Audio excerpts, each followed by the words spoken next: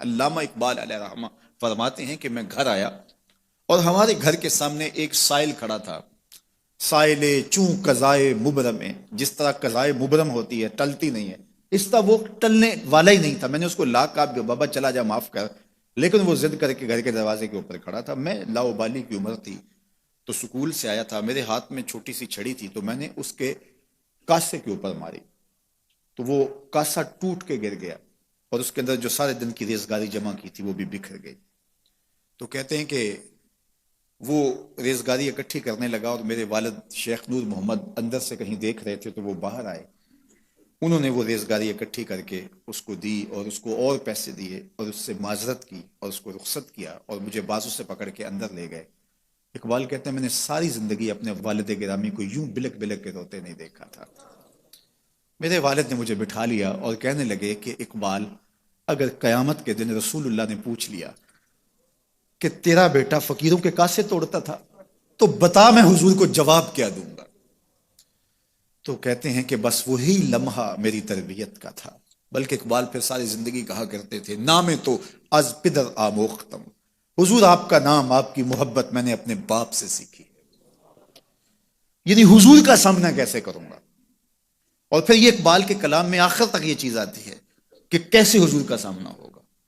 تو غنی از ہر دو عالم من فقیر، روز محشر عذرہائے من پذیر، گر تمی بینی حسابم ناگزیر، از نگاہ مصطفیٰ پنہا بغیر. اقبال بھی پھر آخر میں دعا کرتے ہوئے اللہ کی بارگاہ میں عرض گزار ہوتا ہے، مالک تو غنی ہے، میں تیرا فقیر بندہ ہوں، تو مجھے یوں ہی معاف کر دے، میرا حساب نہ لینا. لیکن اگر میرا حساب لینا بڑا ضروری بھی ہوا تو یہ مہربانی کرنا حضور کے سامنے نہ لینا، میں حضور کو کیا منہ دکھاؤں گا. تو یہ فکر ملی کہاں سے؟ یہ باپ کی تربیت سے ملی، یہ ماں کی آغوش سے ملی. تو یہ ماں باپ کی ذمہ داری ہے کہ بیٹا جب کسی کا دل توڑے، جب کسی سے زیادتی کرے تو باپ وہیں اس کا راستہ روکے. اور ایک فقیر کا لاؤبالی پن کے اندر کاسا توڑ دیا اور باپ نے پھر ایسی تربیت کی کہ اقبال ساری زندگی لوگوں کے دل جوڑتا رہا، ساری زندگی بتاتا رہا کہ انسان کی اصل صورت کیا ہوتی ہے. دل نہیں شاعر کا ہے کیفیتوں کی رستخیز، کیا بتاؤں کہ درون سینہ کیا رکھتا ہوں میں، در غم دیگر بسوزو دیگر آرا ہم بسوز، گفت مت روشن حدیث گر توانی دار ہوش، کہہ گئے ہیں شاعری جزویست از پیغمبری، ہاں سنا دے پڑھ کے ان کو پیغام سروش. وہ کہتا ہے دوسروں کے غم میں جلنا اور پھر اس غم کو جہان میں پھیلا دینا، اسی کا نام شاعری ہے. پھر اقبال نے وقتی شاعری کی، شاعر تو اور بھی ہیں، لیکن اقبال کہتا ہے شاعری از مثنوی مقصود نیست، بت فروشی بت گری مقصود نیست، کشتائے انداز ملا جامیم، نظم و نثر او علاج خامیم. وہ کہتا ہے کہ میں یہ بت نہیں بنا رہا کہ یہ غزلیں تراش کے اور یہ نظمیں تراش کے لوگوں سے داد وصول کرو. بلکہ کسی نے اقبال کو کہا یار کوئی غزل تو سناؤ، تو اقبال رو پڑا، کہا حضور میں اپنے شعروں کی داد قیامت کے دن آپ سے ہی لوں گا.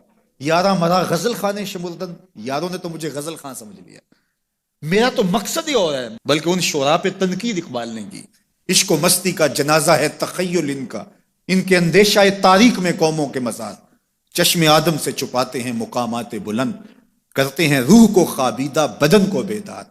ہند کے شاعر و صورت گر و افسانہ نویس، آہ بیچاروں کے اعصاب پہ عورت ہے سوار.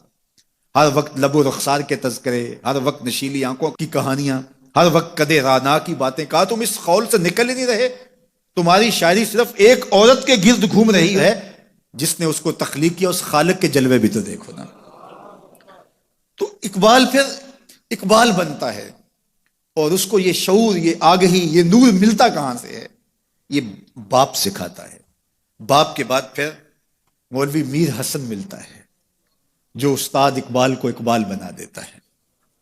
تو یہ ماحول انسان کو سکھاتا ہے. تو میں اور آپ دیکھیں کہ ہم اپنی اولاد کو کیا دے رہے ہیں. تو کبھی بھی اپنی اولاد کو اس کی اجازت نہ دیں کہ وہ کسی کمزور پر ظلم کرے. جب کمزور پر آپ کی اولاد ظلم کرتی ہے،